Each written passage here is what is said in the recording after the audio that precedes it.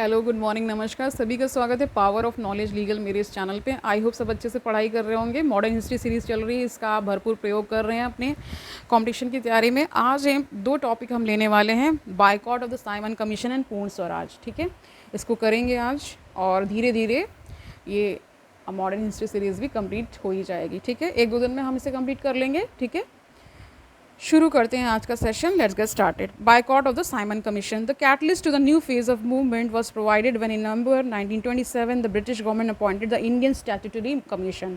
ठीक है, इसको इंडियन स्टैट्यूटरी कमीशन भी कहा जाता है, known popularly after the name of its chairman as the Simon Commission, क्योंकि इस कमीशन के जो चेयरमैन थे वो साइमन थे, इसीलिए इनके नाम पर ही इसको साइमन कमीशन भी कहा जाता है। ठीक है, okay, fine. To go into the question further, constitutional reform, all the members of the commission were Englishmen. इसमें जितने भी लोग थे वो सारे कौन थे? Englishmen थे, Britishers थे। ठीक है, this announcement was greeted with the chorus of protest from all Indians. What angered them was the exclusion of Indians from the commission and the basic notion behind this exclusion that foreigners would discuss and decide upon India's fitness for self government. अब देखिए, देश के लिए, हमारे देश के लिए constitutional संवैधानिक रिफॉर्म्स यानी सुधार लाया जा रहा है और उसी में हमारा कोई रोल नहीं है, यानी हमारा कोई मेंबर नहीं है। तो यही क्या इंडियंस को गुस्सा दिला रहा था ना, उनको इतना गुस्सा आ रहा था कि हमारे लिए ही सेल्फ गवर्नमेंट से रिलेटेड डिस्कशन होना है, कैसे अपना शासन लाना है ना। तो वो एक तरह से उनके अंदर था कि किसी तरह इनको इंडियंस को फेल किया जाए। उनको ये हमेशा नीचे ही दृष्टि से देखते थे ब्रिटिशर्स, इंडियंस को समझते थे ये किसी लायक नहीं है, तो इसीलिए वो क्या अपनी जो चीज़ें होती थी वो हम पर थोपते थे कुल मिला करके। ठीक है, in other word the British action was seen as a violation of the principle of self determination and a deliberate insult to the self respect of the Indians। यानी किसी इंडियन मेंबर को नहीं इसमें इंक्लूड किया गया था और ये एक तरह से समझ में आता है कि वो एक तरह से हमारी डिसरिस्पेक्ट कंटिन्यूस कर रहे थे। ठीक है, at its Madras session in 1927, presided over by Dr. Ansari, the National Congress decided to boycott the commission at every stage and in every form। अब देखिए 1927 में मद्रास में सेशन हो रहा है और इसके जो चेयरमैन हैं, इसके जो प्रेसिडेंट हैं वो डॉक्टर अंसारी हैं।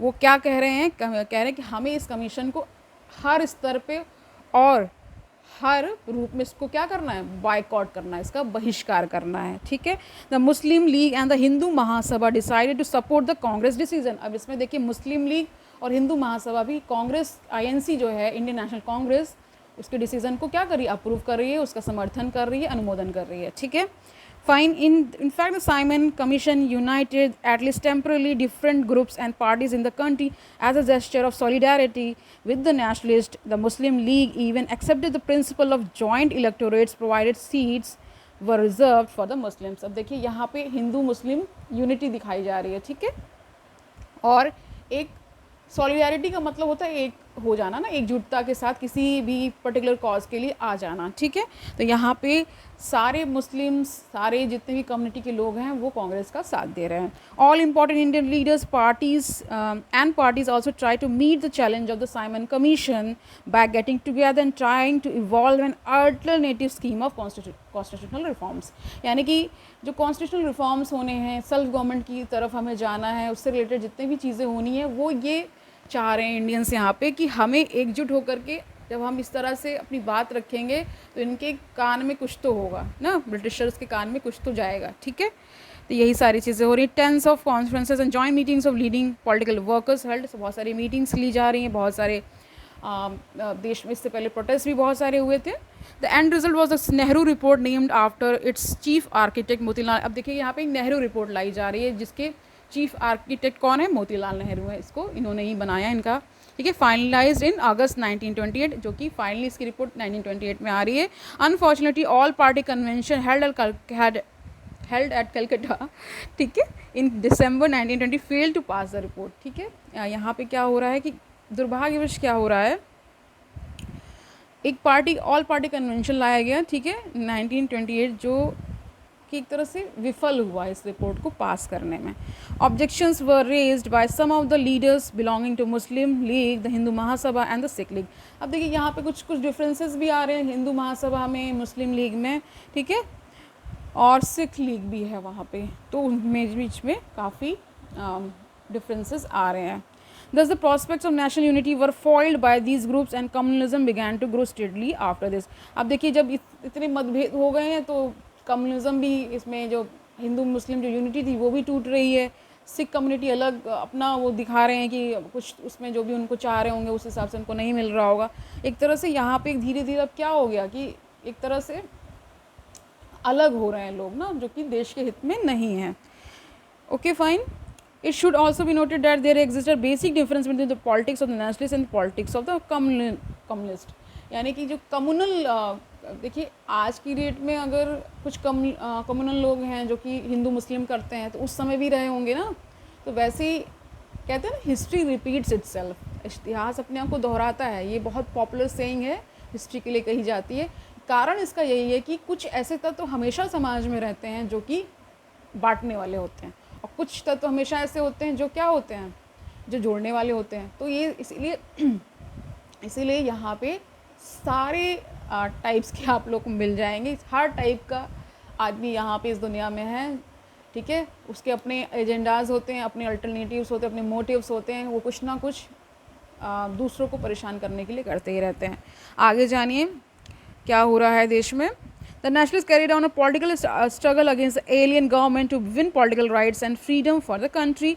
This was not the case with the communist, Hindu or Muslim. Their demands were made on the nationalists. On the other hand, they usually looked to the foreign government for support and favors. They frequently struggled against the Congress and cooperated with the government. अब देखिए इसमें क्या हो रहा है कि अब संघर्ष जो है कांग्रेस के अगेंस्ट हो गया, वो गवर्नमेंट को सपोर्ट करने लगे। यही होता है, ठीक है। Far more important than the proceedings of the all parties conference was the popular upsurge against the Simon Commission. The commission arrival in India led to powerful protest movement in which nationalist enthusiasm and unity reached new heights. अब फिर धीरे धीरे क्या हो रहा है, फिर turn around हो रहा है ना। दूसरी तरफ क्या हो रहा है कि ये लोग ला रहे, प्रोटेस्ट कर रहे हैं, देश को जागृत कर रहे हैं, साइमन कमीशन के अगेंस्ट खड़ा कर रहे हैं, और ये बता रहे हैं कि अगर आप यूनिटी जब तक नहीं लाएंगे देश आज़ाद नहीं हो सकता, हमें अपनी गवर्नमेंट नहीं मिल सकती, हमारा सेल्फ रूल होम रूल नहीं आ सकता। On 3 February the day the commission reached Bombay and all India हड़ताल वॉज ऑर्गेनाइज्ड। जब ये कमीशन आ रहा है साइमन कमीशन, तो क्या हो रहा है बॉम्बे में, ऑल इंडिया हड़ताल बुलाई जा रही, ऑर्गेनाइज की जा रही है, ठीक है। Wherever the commission went it was greeted with hartals and black flag demonstration under the slogan Simon go back. ये कह रहे हैं जहाँ जहाँ साइमन ये प्रस्ताव लेके पहुँच रहे हैं वहाँ क्या है, साइमन गो बैक कर रहे हैं, और उनको काले झंडे दिखाए जा रहे हैं, ठीक है। बहुत सारा हड़ताल, प्रोटेस्ट ये सब किया जा रहा है, ठीक है। The government use brutal suppression and police attacks to break the popular opposition. अब गवर्नमेंट भी अपनी सारी मशीनरी का यूज़ कर रही है। जैसे आज की डेट में अगर किसी भी आंदोलन को क्रश करना होता है तो गवर्नमेंट अपनी सारी मशीनरी, पुलिस सब लगा देती है और आंदोलन को समाप्त कर देती है ना, क्योंकि उसके पास बहुत सारे पावर्स हैं। The anti Simon commission movement did not immediately lead to wider political struggle because Gandhi the unquestioned though undeclared leader of the national movement was not yet convinced that the time for struggle had come, but popular enthusiasm could not held back for long as the country was once again in a mood for struggle. अब देश पूरे struggle यानी कि संघर्ष के mode पे आ चुका है, लेकिन गांधी जी इस बात से भी कन्विंस नहीं हैं, ठीक है। तो हालांकि वो 1942 में डू और डाई का नारा दे देते हैं, क्विट इंडिया मूवमेंट में उन्होंने ये नारा दिया था, करो या मरो, क्योंकि वो स्थिति उस समय आ जाती है। लेकिन अभी गांधी जी को क्या लग रहा है कि अभी वो समय नहीं आया। लेकिन इसके विपरीत कुछ ऐसे लीडर्स हैं जो ये समझ रहे हैं कि इट्स टाइम कि स्ट्रगल किया जाए और देश को आज़ाद कराया जाए, ठीक है। अब नेक्स्ट देखिए पूर्ण स्वराज की बात कर लेते हैं आज, फिर वाइंड अप करेंगे। The national Congress soon reflected this new mood. Gandhi came back to active politics and attended the Calcutta session of the Congress in December 1928. Gandhi ji Calcutta session attend कर रहे हैं, ठीक है। He now began to consolidate the nationalist ranks. The first step कह रहे हैं कि यहाँ पे गांधी जी को क्या लग रहा है, अब वो जानेंगे, ठीक है। The first step was to reconcile the militant left wing of the Congress. Left wing वामपंथी को कहा जाता है, तो उसको एक लाने के लिए गांधी जी अब क्या कर रहे हैं, एक तरह से रिकनसाइल कर रहे हैं, ठीक है। Jawaharlal Nehru was now the made the president of the Congress at the historic Lahore session. अब देखिए लाहौर सेशन 1929 में हुआ, और वहाँ से ही डिक्लेरेशन किसकी होती है, पूर्ण स्वराज का डिक्लेरेशन यहीं से होता है। और ये क्वेश्चन बार बार पूछा जाता है, मॉडर्न हिस्ट्री से ये क्वेश्चन आता ही आता है, बहुत बार पूछा गया है कि पूर्ण स्वराज का डिक्लेरेशन किस सेशन में हुआ, तो लाहौर सेशन में हुआ और 1929 is the year. Okay, this event had its romantic sides too, ठीक है। So son had succeeded father, यानी कि मोतीलाल नेहरू के ही पुत्र कौन है, जवाहरलाल नेहरू, ठीक है, वही बात कही जा रही है। As the official head of the national movement making a unique family time in the annals of the modern history. The Lahore session of the Congress gave voice to new revolutionary spirit. It passed a resolution declaring पूर्ण स्वराज यानी complete independence हमें चाहिए to be the Congress objective. यही एकमात्र क्या है, objective बन गया है कांग्रेस का। On 31st December 1929 was hosted the newly adopted tricolor flag of freedom. यहाँ पे ही जो 3 कलर का है ना हमारा, इसीलिए इसको तिरंगा बोलते हैं, फ्लैग को होस्ट किया गया है। 26 January 1930 was fixed as the first independence day. इसको फर्स्ट इंडिपेंडेंस डे फिक्स किया गया। इस डेट को, कौन सी डेट है, 26 January 1930, which was all to be celebrated every year with the people taking the pledge that it was a crime against man and God to submit any longer to the British rule. अब ये कहा जा रहा है ये crime, एक तरह से अपराध है अगर हम ब्रिटिश रूल को अपना रहे हैं और या उनको समर्पित अपने खुद को कर दे रहे हैं कि आप शासन करिए। ऐसा नहीं, हमें अब क्या करना है, अपना रूल लाना है, कंप्लीट इंडिपेंडेंस चाहिए हमें, ठीक है। The Congress session also announced the launching of a civil disobedience movement, यहीं से लॉन्च हो रहा है। But it did not drop programme of struggle, लेकिन अभी कोई प्लान ऑफ एक्शन सही से नहीं ड्रॉ कर पाए हैं कि कैसे कैसे क्या क्या क्या करना है। that was left to the Mahatma Gandhi, the Congress organization being placed at its disposal. पूरा महात्मा गांधी ने यहाँ मोर्चा संभाल लिया है। Once again the nationalist movement led by Gandhi faced the government. The country was again filled with hope and exhilaration and determination to be free. अब यहाँ पे country में एक ये डिटर्मिनेशन आ रहा है कि हम देश को आज़ाद कर लेंगे, करा लेंगे और हम फ्री हो जाएंगे, हमें पूर्ण स्वराज मिल जाएगा।